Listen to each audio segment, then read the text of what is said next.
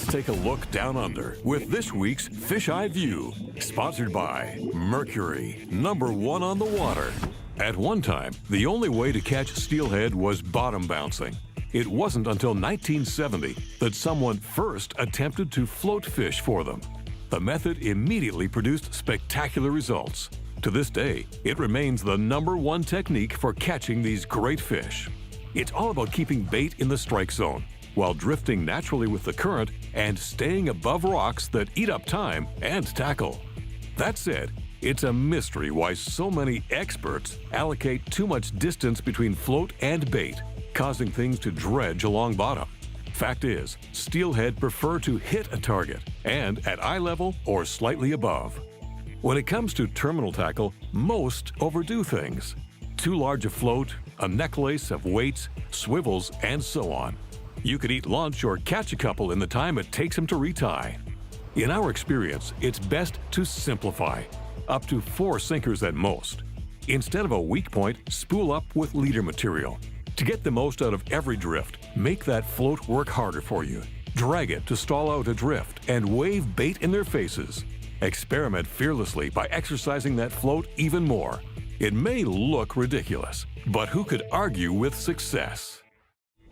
Not that long ago, steelhead fishing in the Great Lakes was strictly a spring ritual. Because it's spawning season, they were seldom at their best. Even when done and recovering, they still left a bit to be desired. These days, anglers are better informed and realize that autumn steelhead are a completely different animal. Having lived the good life in big water, they arrive hardy, strong, and bright. Depending on conditions, they can run anytime following the last heat wave of August. With reproduction months away, they feed actively, and the #1 item on the menu is salmon eggs. A West Coast thing, steelhead are programmed from birth to eat this highly nutritious food. That's why eggs and imitations outfish anything else. Wherever you find both, you'll find a direct link between fall runs of salmon and steelhead. With or without rain, look for a drop in barometric pressure to trigger an influx of the big fish.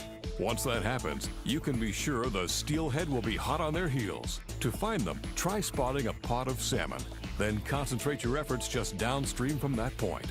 A surefire way to take autumn steelhead is to locate ripe female salmon. Without disturbing the salmon, work your bait in the vicinity and get ready for serious steelhead action. During the past 20 years of underwater filming, we conducted a thorough investigation of steelhead. During that time, we observed some interesting behavior. Shy of moving cameras, most of our steelhead footage is taken from a stationary position, virtually eliminating traditional drift fishing techniques. Rather than a limitation, we enjoy a distinct advantage few anglers capitalize on. During prime time, early morning for instance, steelhead often hit as fast as you can get it down to them. When the action slows, as it always does, you have to wait them out. Leaving bait in place for as long as possible is the key. Quite often, one fish will show interest, thereby triggering another into hitting. With roe, we add styrofoam to keep things visible to the camera and to the fish. In this case, it's just styrofoam, minus any fish eggs. Changing colors of roe bag material is always a good idea. Sooner or later, however, they will figure things out. After that, you may only interest smaller fish. That brings us to the greatest trick we've witnessed in steelheading: unnatural motion. Try bouncing the bait or go against the current. Need more proof? This steelhead is completely oblivious to our roe bag.